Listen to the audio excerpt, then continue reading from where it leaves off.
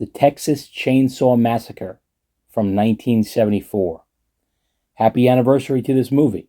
It just turned 50 years old, so that's nice. And I feel like I'm kind of cheating a bit by doing a video on this because one of my earliest videos was about this movie, specifically how stupid some of the characters are. It was only about 5 minutes long, but I still feel like I'm kind of doing a little bit of a remake here. But I figured this movie is so iconic and it's one of my personal favorite horror movies, so I think it deserves a video that goes a little bit more in depth. And for anyone that has watched that old video, I hope you won't hold it against me if I repeat some of the same observations. And I think the movie is really outstanding, especially after watching it again. I think it's genuinely scary and disturbing. It's also kind of funny, which is somewhat surprising since it's a movie that makes me feel like I have to take a shower.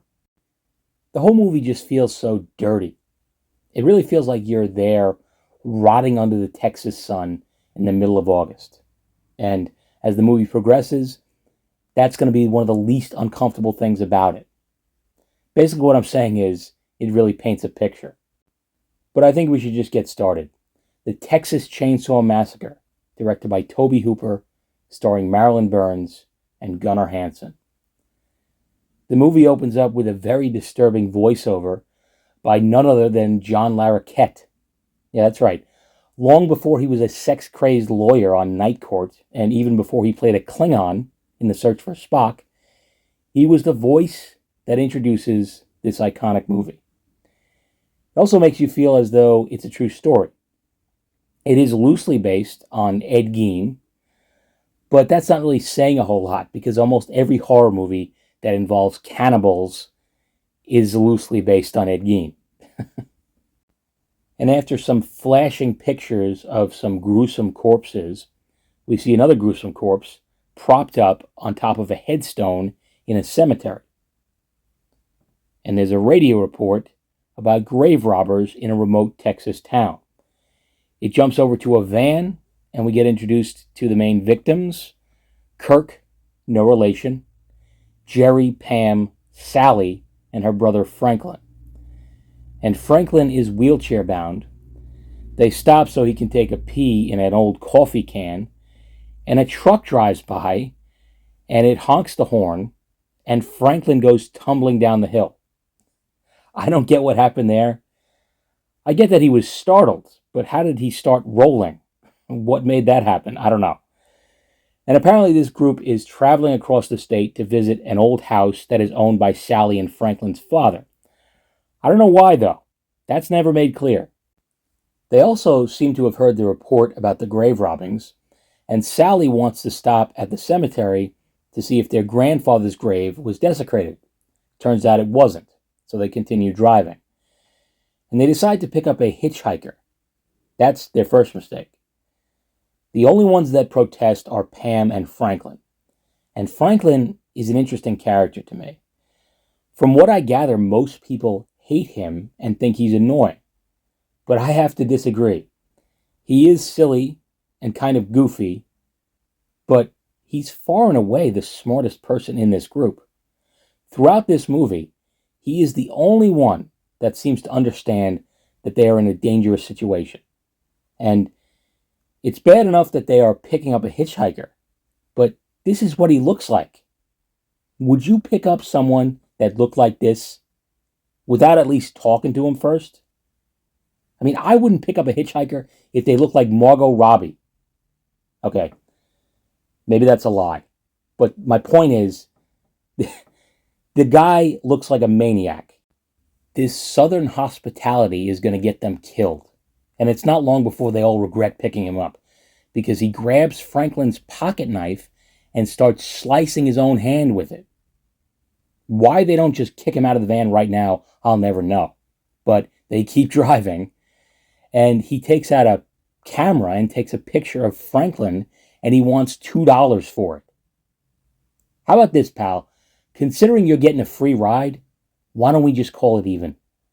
But of course, no one suggests that. They just reject his offer, so he decides to light the picture on fire, And then he pulls a razor out of his murder fanny pack and he slashes Franklin's arm. And it's at this point these morons finally kick him out of the van. And he wipes his bloody hand on the back of it and they drive off. I'll tell you what. Myself and the group of people that I'd be hanging out with would not even have picked this guy up in the first place. But if we did, and he was doing crazy shit like this, he would not leave the vehicle unscathed. In any case, they have to stop for gas, because of course they do. They're driving across Texas. It's tough to do that on one tank. And they pull up to a small station. And the guy who owns the place says the tank is empty and they won't have it refilled until late this afternoon. So they decide to drive on and come back later, which, again, is pretty stupid. They manage to make it to Sally and Franklin's father's property. I'm assuming they're on fumes at this point because the van will be stuck here for the remainder of the movie. And the house is a wreck. It's completely abandoned. Why their dad owns a place that is just sitting here rotting away, I'll never know. Why they came here, I'll never know. And Franklin takes a look at the blood smeared on the side of the van, and he asks Kirk if he thinks the hitchhiker would try to follow them here. And Kirk asks what for. Oh, I don't know, Kirk. Maybe because he's nuts. Some people don't need a good reason. And you can kind of see what I mean when I say that Franklin is the smartest character, because he sees the blood on the van, and he wonders if maybe this could potentially be a signal for some people to come and find them. You know, it might as well say easy prey on the side of the van. Although, my argument in favor of Franklin being a smart character is somewhat hindered by whatever the fuck is in his mouth right now. What is going on here? It looks like a cartoon cigar, like something Mr. Spacely would be smoking on the Jetsons. Anyway, Franklin struggles to make his way inside the house, and everyone is already upstairs laughing and having a good time, and he's clearly annoyed.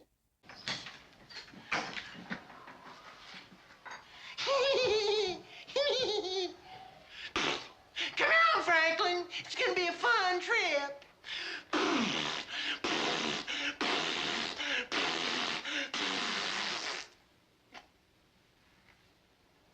If I have any more fun today, I don't think I'm going to be able to take it. I mean, to me, it's hilarious. I love this character. He's just so wacky. But at the same time, I feel really bad for him. I mean, the fact that he quotes someone telling him that it's going to be a fun trip indicates that he didn't even really want to come along. This guy is in a wheelchair.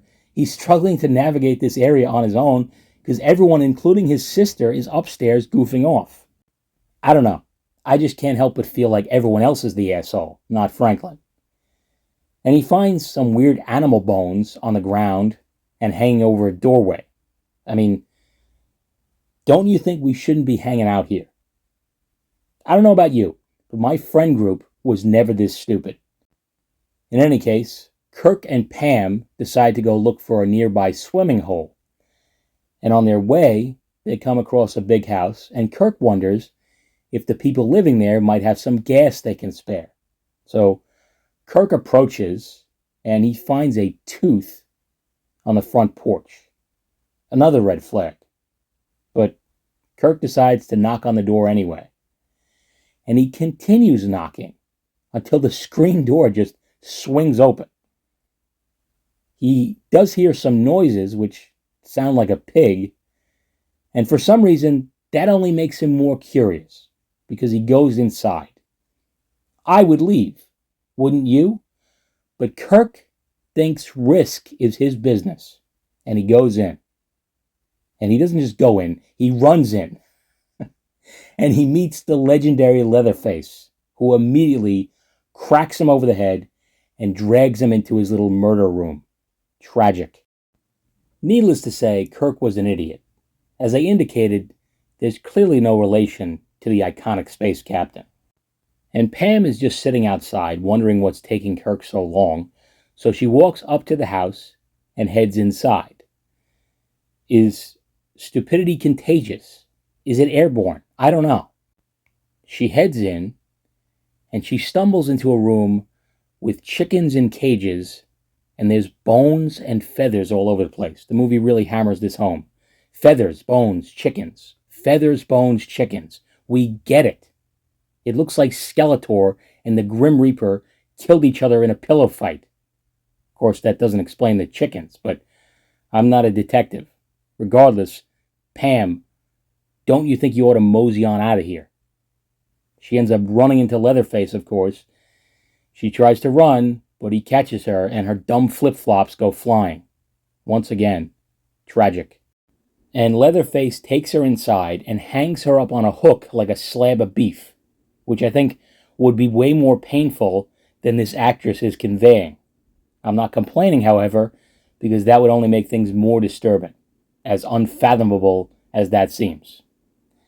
And back at the van, Franklin is talking to Sally and Jerry, and he wonders what happened to his knife. He lent it to Sally at the gas station, and that was the last time we saw it. And this is kind of a mystery because the knife never shows up again. It was the same knife used by the hitchhiker to cut himself. So I guess it already served its purpose, but it's very strange that they're talking about it now. There's this whole conversation about this knife when it ultimately turns out to be inconsequential. This whole conversation feels like a violation of the Chekhov's gun principle. But maybe that's the point. A little bit of a misdirect. Who knows? At any rate, the sun seems to be going down, and Jerry decides to go looking for Pam and Kirk, alone, of course. He comes across the Leatherface house, and he knocks on the door. He calls for Kirk and Pam, and what does he do next? Oh, well, he just goes in, because why wouldn't you? He ends up finding Pam, who is just laying in a freezer like a London broil.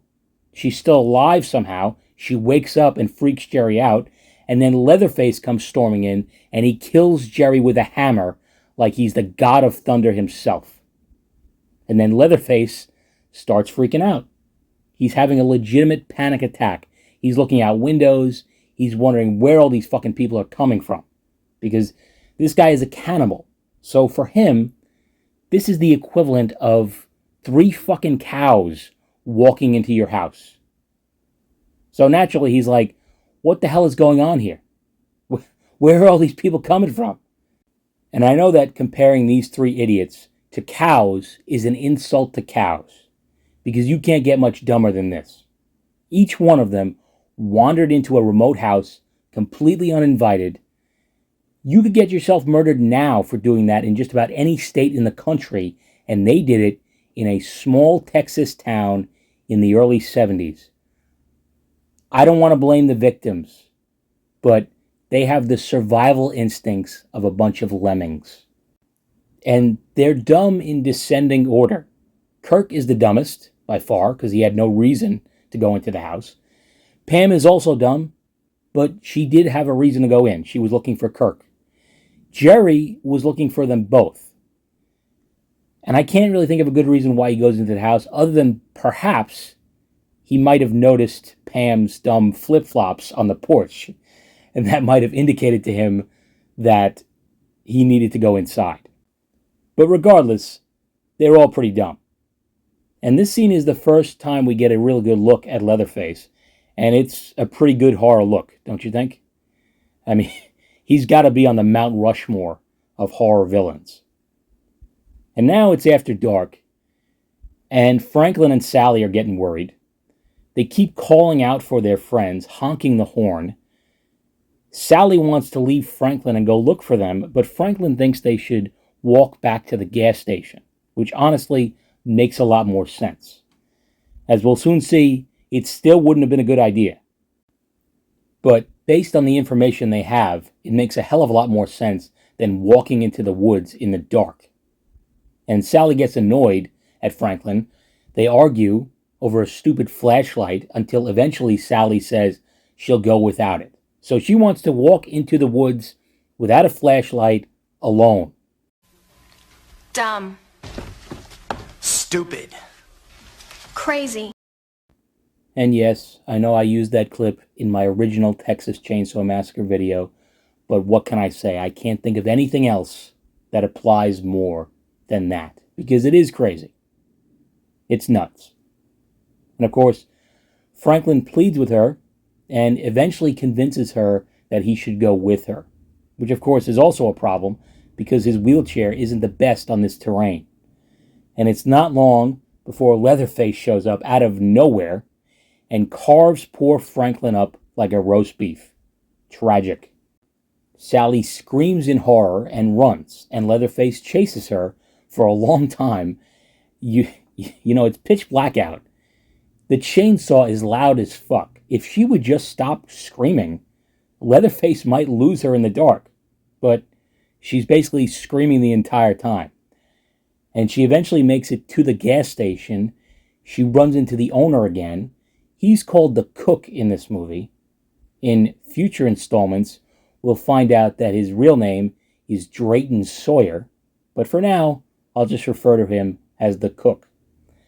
And Sally wants to call the police, but there's no phone here, which could be true or it could be a lie, because the cook eventually turns on her and starts whacking her over the head with a broom, as you do.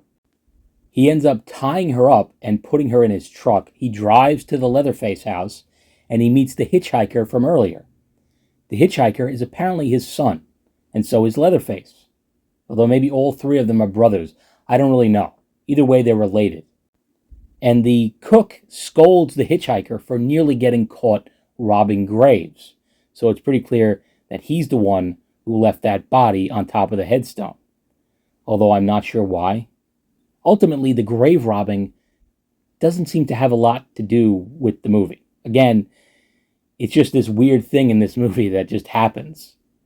And it is interesting, but it ultimately doesn't really impact the plot all that much. Anyway, they bring Sally inside and tie her to a chair. And there is a lamp inside of a skeleton.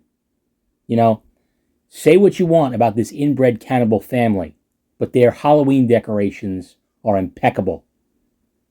And the hitchhiker and Leatherface bring their grandpa downstairs, and holy shit. You telling me this fucking thing is alive? They cut Sally's finger, and Grandpa starts sucking on it like a popsicle. It's grim.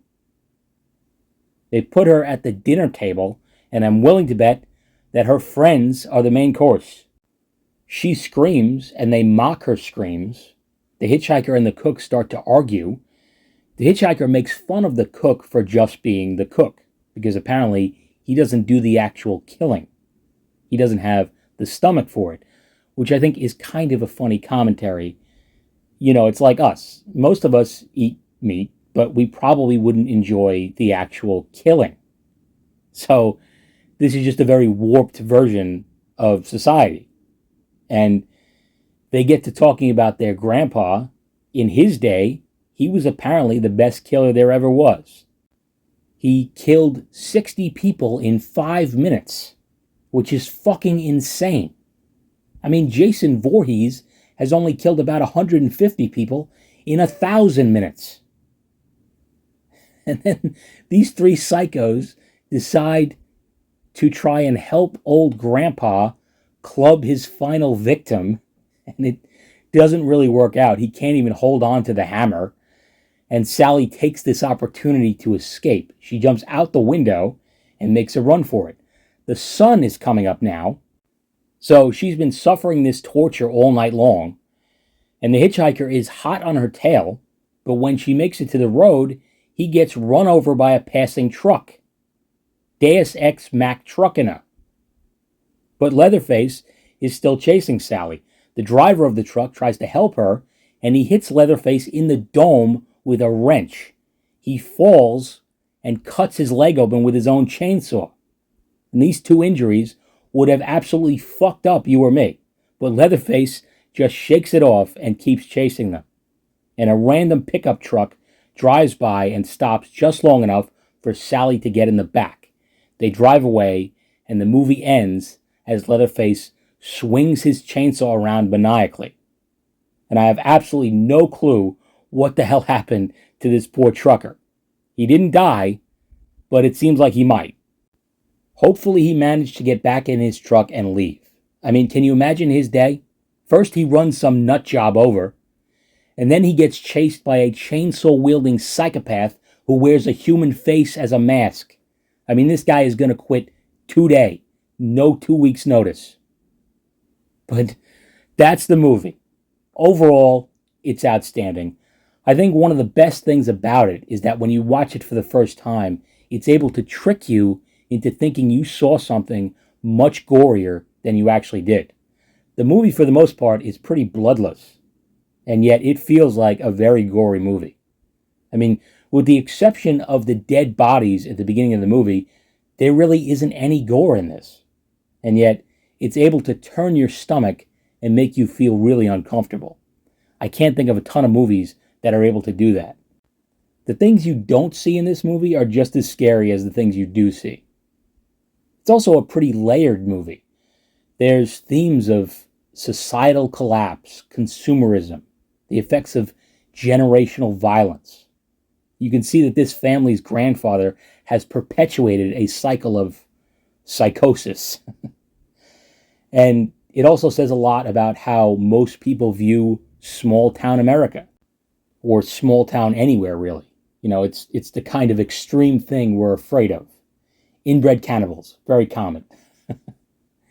It also could be seen as a Vietnam allegory. You know, these free-loving young hippies get introduced to the true horrors of the world. And it's their own country that does it. But as far as the characters go, they are pretty stupid, even for horror movie characters. Pretty much every choice they make is bad, and pretty obviously bad. You can put yourself in this situation and know there's no way you'd be that stupid. Even the final girl, Sally, is not all that smart, but she is a fighter, and when you combine that with a little bit of luck, she's able to make it out safely, even though she may be completely insane at this point. But who could blame her? And there's also, obviously, a lot of sequels to this movie. They're a bit of a mixed bag, to say the least, but I do like the second one, mainly because it really doesn't try to repeat anything from the original. It's just more of a comedic movie. It's over the top, and it's oddly enjoyable because of that. But there's also a remake from 2003, and I've seen some people argue that it's better than the original. And while I would totally disagree with that, I do think it is a pretty solid remake, for the most part. As horror remakes go, it does a pretty good job. Although it is much gorier and more violent, and it has that over-the-top quality that seems to be unique to horror movies from the early 2000s. It also has an absurd amount of scenes where Jessica Biel is briskly walking towards the camera in her tank top. It's really more like bouncing towards the camera. I mean, it's literally like 10 3-second scenes of her doing this. You could honestly make a drinking game out of it. But despite all the sequels and remakes and prequels in this franchise, I don't think they ever explored the history of the grandpa. Correct me if I'm wrong, but that would be the most obvious choice. He's supposedly this legendary psycho, and he's so old that it could take place in the 1800s. How about that? A Western prequel to the Texas Chainsaw Massacre. Sign me up for that right now. But of course, they probably won't do that, because if they did, it couldn't include Leatherface, and he's the icon that sells all the tickets, at least in their minds. But anyway, that's my thoughts on the Texas Chainsaw Massacre. Let me know what you think of it, and stay tuned, because we're only in the middle of October right now. There's more horror stuff to come. But until then, take it easy.